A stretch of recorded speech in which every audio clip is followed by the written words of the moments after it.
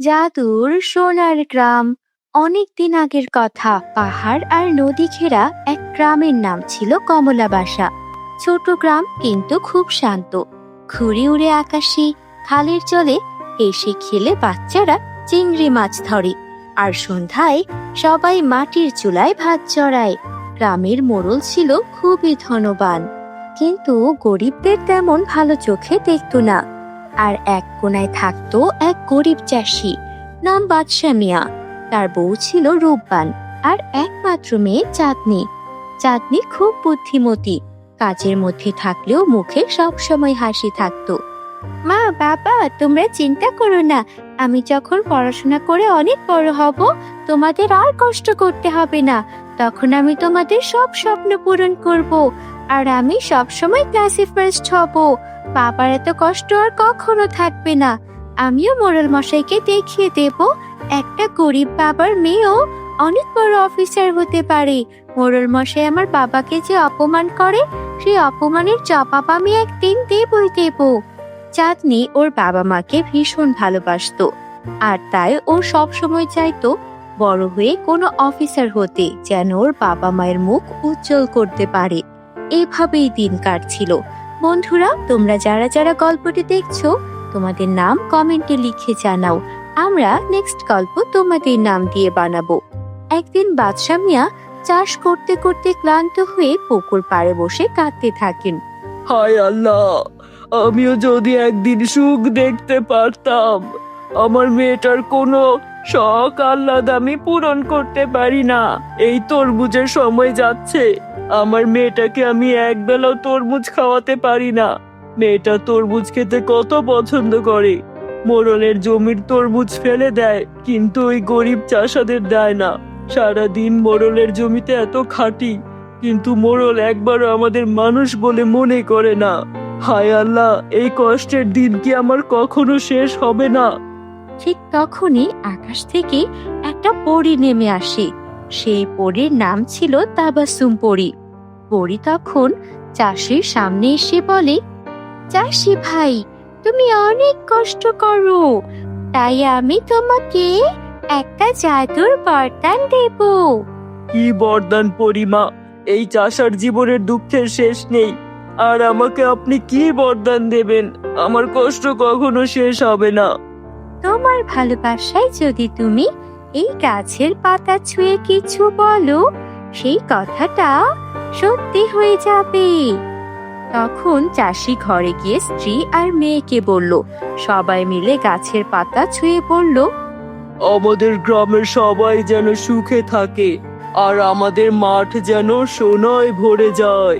আমাদের সবার মাঠে মাঠে যেন সোনা ফলে। পরদিন সকালে গোটা গ্রাম অবাক হয়ে গেল। ধানের শীষগুলো সোনার হয়ে গেছে, পুকুরের মাছগুলো সোনার হয়ে গেছে, ঘরের চাল সোনার মতো ঝকঝক করছে। গ্রামের লোকজন বলা বলি করতে লাগলো, এ কি হলো? আমাদের পুরো গ্রাম সোনার কি করে হয়ে গেল? আমাদের ভাঙা টিনের চালের ঘরটাও সোনার ঘর হয়ে গেছে। যাই দেখি সব সোনার কি করে হয়ে গেল? আমাদের নারিকেল গাছের ডাবগুলো সোনার হয়ে গেছে। এ কি চমৎকার ঘটলো! মোড়লও তাই দেখলো।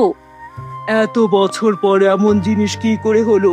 এই মোড়লের বাড়িতেই শুধু সোনা ছিল, আর এখন গ্রামের যেদিকে তাকাই সেদিকেই শুধু সোনা আর সোনা। এ কেমন অদ্ভুত কাণ্ড! বন্ধুরা, তোমরা যারা যারা গল্পটি দেখছো, তোমাদের নাম কমেন্টে লিখে জানাও। নেক্সট গল্পে তোমাদের নাম ব্যবহার করা হবে।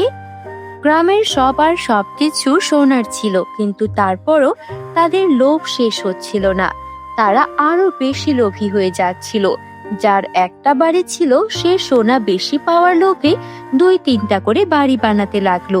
তারা তাদের বাড়ির সোনা বিক্রি করে আরো আরো বাড়ি বানালো, আর সেই বাড়িগুলো যেন সোনার করে দেওয়া হয়, তার জন্য চাষি আর তার বউয়ের বাড়িতে এসে তাদেরকে বারবার বিরক্ত করতে লাগলো। আর এই কাজে মোড়ল মশাই ছিলেন সবার আগে। মোড়ল মশাই তার দলবল নিয়ে এসে চাষিদের হুমকি দিতে লাগলো।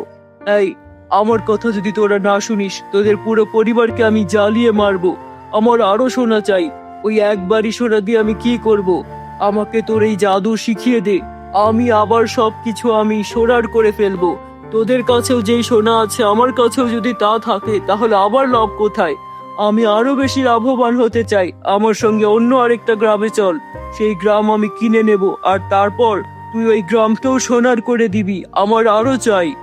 তখন চাষির মেয়ে বলল, মোড়ল মশাই, আপনি লোভ করছেন। পরি বাবাকে বলেছিল লোভ করা যাবে না।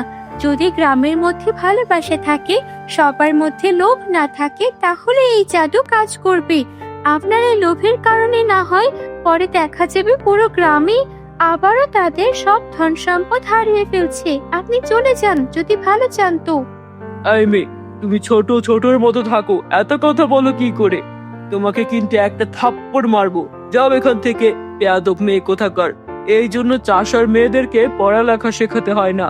পড়ালেখা শিখে আস্ত একটা বেয়াদব হচ্ছে। যাও এখান থেকে। মোড়ল মশাই এইভাবেই চাষির মেয়েকে ধমকাতে শুরু করলো। চাষির খুবই খারাপ লাগছিল, কিন্তু মোড়ল মশাইয়ের গুন্ডা পান্ডাদের সামনে সে অসহায় ছিল।